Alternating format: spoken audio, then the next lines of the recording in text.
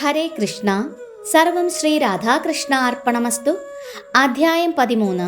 പ്രകൃതി പുരുഷൻ ക്ഷേത്രജ്ഞൻ. ശ്ലോകം 19.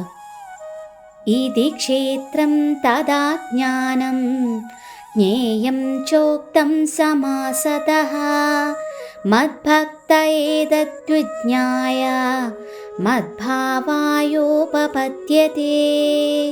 വിവർത്തനം. കർമ്മക്ഷേത്രം അഥവാ ശരീരം, ജ്ഞാനം, ജ്ഞേയം എന്നിവയെപ്പറ്റി ഞാൻ സംക്ഷിപ്തമായി വിവരിച്ചു കഴിഞ്ഞു. എൻ്റെ ഭക്തന്മാർക്ക് മാത്രം ഈ വിഷയങ്ങൾ മനസ്സിലാക്കി എന്നെ പ്രാപിക്കാൻ കഴിയും.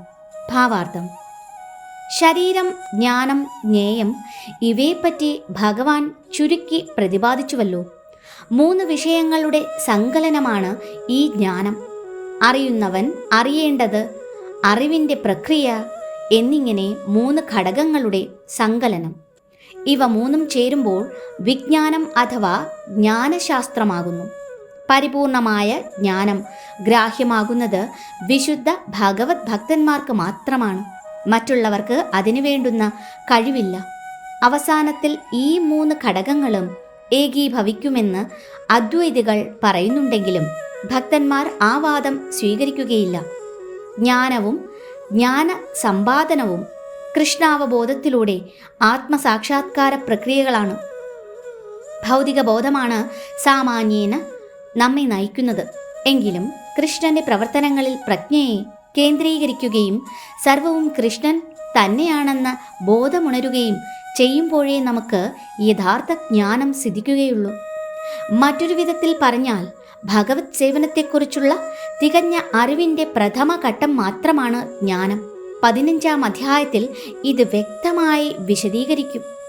ചുരുക്കത്തിൽ മഹാഭൂതാനി എന്നു തുടങ്ങി ചേതനാധൃതിഹി എന്ന് അവസാനിക്കുന്നതുവരെയുള്ള 6-7 ശ്ലോകങ്ങൾ ഭൗതിക ഘടകങ്ങളെയും ചില പ്രകടമായ ജീവലക്ഷണങ്ങളെയും വിശകലനം ചെയ്യുന്നവയാണെന്ന് മനസ്സിലാക്കണം. ഇവ കൂടിച്ചേരുമ്പോൾ ശരീരം അഥവാ കർമ്മക്ഷേത്രം ഉളവാകുന്നു. അമാനിത്വം തുടങ്ങി തത്വജ്ഞാനാർത്ഥ ദർശനം വരെയുള്ള 8 മുതൽ 12 വരെയുള്ള ശ്ലോകങ്ങൾ 2 വിധം ക്ഷേത്രജ്ഞന്മാരെ പരമാത്മാവിനെയും ജീവാത്മാവിനെയും അറിയാനുതകുന്ന പ്രക്രിയയാണ് വിവരിക്കുന്നത്. അനാദി മത്പരം എന്നു തുടങ്ങി ഹൃദി സർവസ്യ വിഷ്ഠിതം വരെയുള്ള 13 മുതൽ 18 വരെയുള്ള ശ്ലോകങ്ങൾ പരമാത്മാവിനെയും ജീവാത്മാവിനെയും കുറിച്ച് പ്രസ്താവിക്കുന്നു.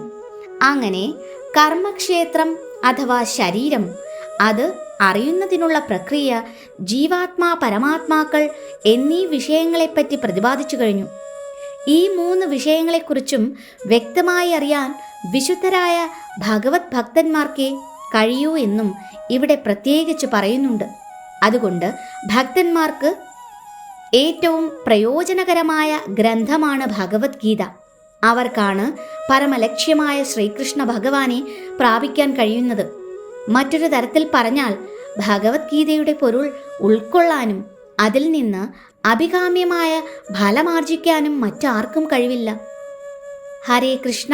സർവം ശ്രീ രാധാകൃഷ്ണ അർപ്പണമസ്തു.